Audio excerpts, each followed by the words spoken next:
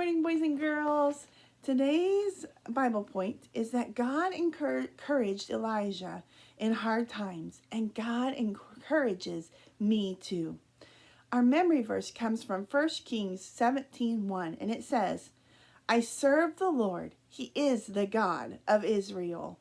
I serve the Lord. He is the God of Israel. 1 Kings 17:1. All right, I'm going to read from chapter 15 of our story, and it's called God's Messengers. Then I heard the voice of the Lord, and he said, Who will I send? Who will go for us? I said, Here am I, send me. Isaiah 6:8. The kings of Israel were evil. They no longer loved God or listened to him or his law. So God found a new way to talk to his people.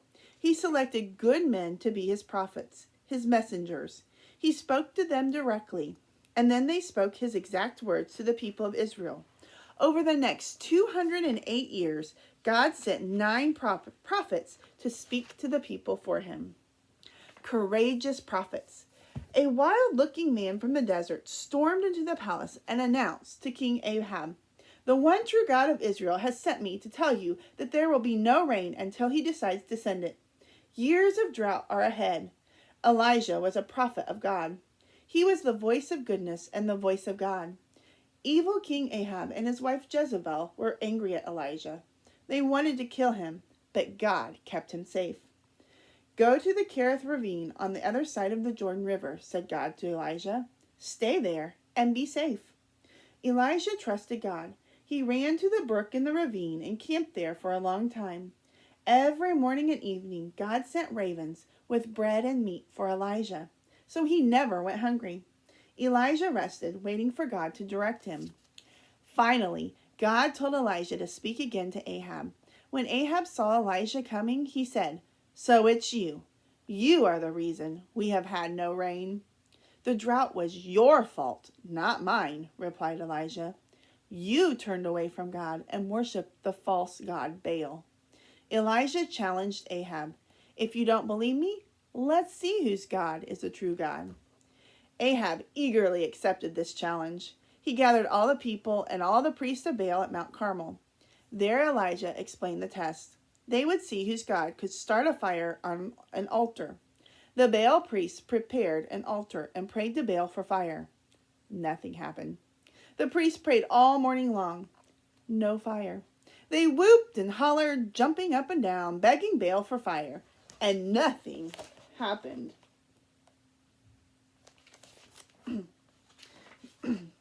Finally, Elijah took his turn. To make the challenge even harder, he drenched the altar with water. Elijah prayed, O God of Abraham, Isaac, and Israel, show these people that you are the one true God. Immediately, fire from heaven burned up the altar, and the people fell on their knees in worship. Now God will send rain, Elijah announced. Soon the sky turned black with storm clouds. The wind blew, and the rain poured down on the dry and thirsty ground. Elisha, a man of miracles. When Elijah's work on earth was over, God took him to heaven in a spectacular, fiery chariot. As his friend Elisha watched, the chariot rose higher and higher, disappearing into the clouds. Elisha picked up Elijah's coat. Now that my friend is gone, it is my job to be God's voice to the people. There was plenty of work for Elisha to do. People were sick and hungry, but God had given Elisha great power, so the prophet was able to do many miracles that helped the people. One day, a military commander named Naaman came to Elisha for healing. Naaman had a skin disease called leprosy. No medicine could heal him. Elisha told Naaman to wash himself in the Jordan River 7 times to be healed. Naaman thought the idea was crazy, but his friends persuaded him to do as Elisha had instructed. Naaman dipped himself in the river 7 times. His skin was just like new. The miracle convinced Naaman that the God Elisha served was the true God.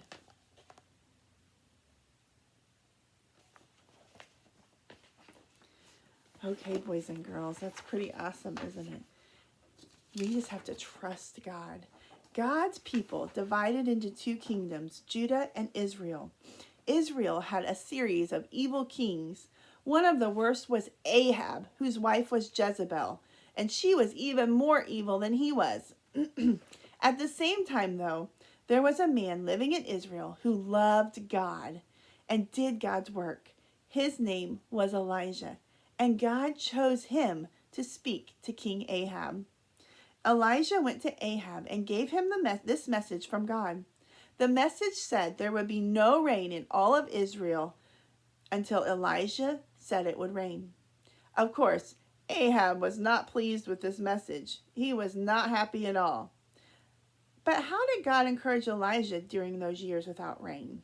Well, God fed Elijah. Remember, it said he brought him food and water. So God took care of Elijah during that time. Well, Elijah finally challenged Ahab and his false gods. On a mountain in front of all the people of Israel, Elijah proved that God was the one and only true God. And the gods Ahab worshipped had no power at all. God showed his power by starting a fire while Ahab's false gods could do nothing. This made Ahab and Jezebel angry. They were ready to kill God's messenger. Elijah was afraid, so he ran for his life. He ran and ran and ran. Finally, he fell down under a tree and said, "Lord, just let me die." Then he fell asleep. But suddenly an angel touched him and said, "Get up and eat." And God took care of Elijah. Elijah walked and walked for 40 days and 40 nights. He kept on going until he came to Horeb, the mountain of God. He felt all alone and afraid that Ahab would hunt him down and kill him. When he found a cave, he went into the cave to spend the night. The Lord said to Elijah there, "What are you doing here? The people of Israel have turned their backs on you. I'm the only one left who is doing your work, and they're trying to kill me." Well, God said, "Go back to where you came. I still have work for you to do." Well, Elijah obeyed God once again. He went out of that cave and he walked off that mountain to keep going, doing the work God had given him to do. He met Elisha, a young man God had chosen to be a new prophet.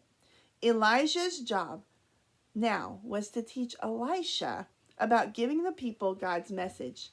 Finally, Elijah was getting really old, and God decided it was time for Elisha to be the main prophet. So Elisha and Elijah traveled together.